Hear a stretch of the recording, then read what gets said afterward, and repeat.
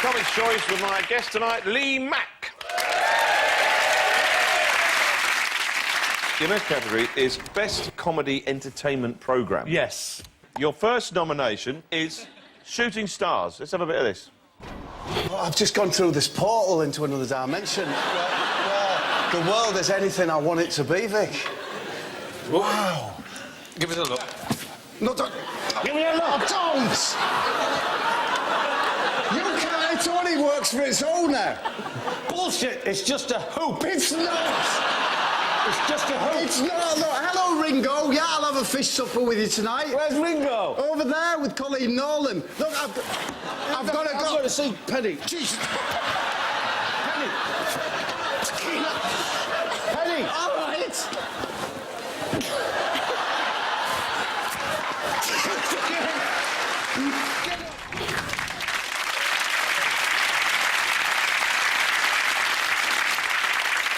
What job that is. Yeah, it's great. That's how Isn't it? middle-aged men should behave. It is, isn't it? That's an example to us all. I loved it. There's some moments on it which I'll never forget. Getting Chris Rea to get in a barrel and roll him down a plank to knock some plums out of a chamber pot. You know, to me, that's classic television to it's me. Brilliant. That's what I've always wanted to do with Chris Rea as well, to be honest. A miserable git that he is. And your next nomination, a classic show, really, Friday Night Live. Yeah. I tell you what, and I've got a sore right hand this week. And a sore tongue. No, it's not what you're thinking. I've been counting me money, ain't I? Buzz, jim, jim, jim, jim, jim, jim, jim, jim, jim, shake, shake, jim, jim, jim. Count the whole lot, didn't I? Count the whole lot up, and it come to exactly loads. Loads of money.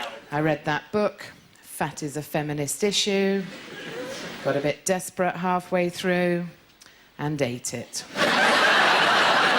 Because it's a hard life being a policeman. It's not all flat feet and whistles, you know. The other morning, they wanted to send me off on a dawn raid.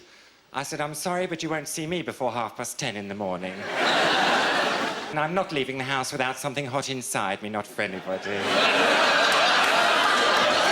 I'm sorry about that one, but they don't call us the filth for nothing, you know. Good night, Pips.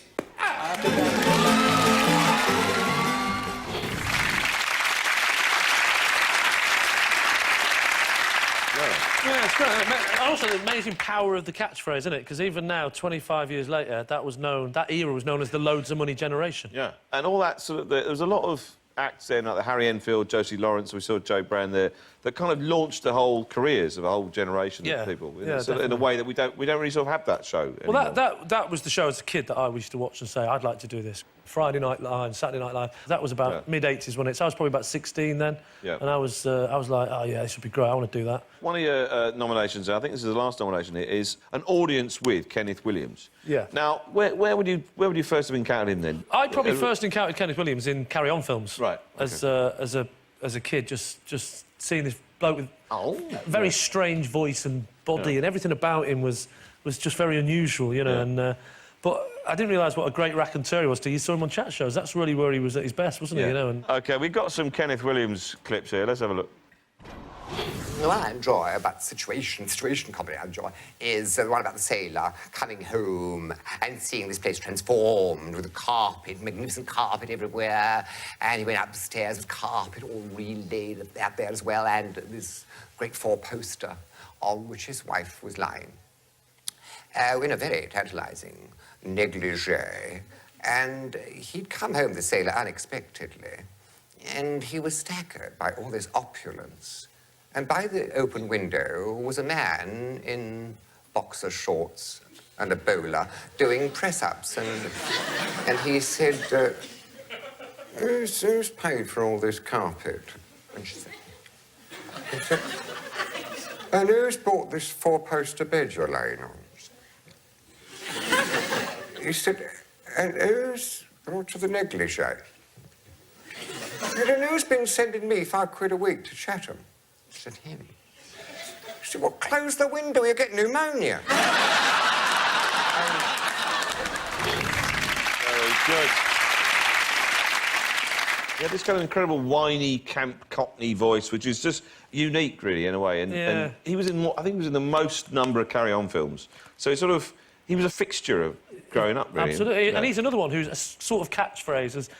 You know, if someone says a double entendre now, you go, oh, you know. Yeah. And also what I find amazing is that those great raconteurs of the 60s and 70s, you know, they don't exist anymore because now an audience they have take that. You know? And they have to do away with the whole point of it, which is the anecdote. Now you've got... what was it like when you first met Robbie? It were all right. 2, 3, 4... Here we go. Great songs, but it's hardly Peter Ustinov, is it? They're not the brightest, though. I remember there was somebody in Westfield. I can't remember which one it was. I don't even know the names of Westfield. Not I thought Westfield. you meant the shopping centre. I mean Westlife, yeah? I tell you what... I haven't heard from them for a while, but are they actually hanging around shopping centres now? Is that what they do? They've become a chain of shopping centres. They've reinvented themselves. Yeah. I meant to say Westlife, and somebody said to him, what if you could change one thing about the world, what would you do? And he thought for quite a long time, and he went, nothing. I think things are fine the way they are. I got to choose a winner, I'm afraid. I'm going to put you in the vice of choice there. That's what this programme's about. Oh, I can't make my mind up. Best comedy entertainment programme. Well, only because it inspired me to do comedy, I'll say Friday Night Live. Friday Night Live, here we go.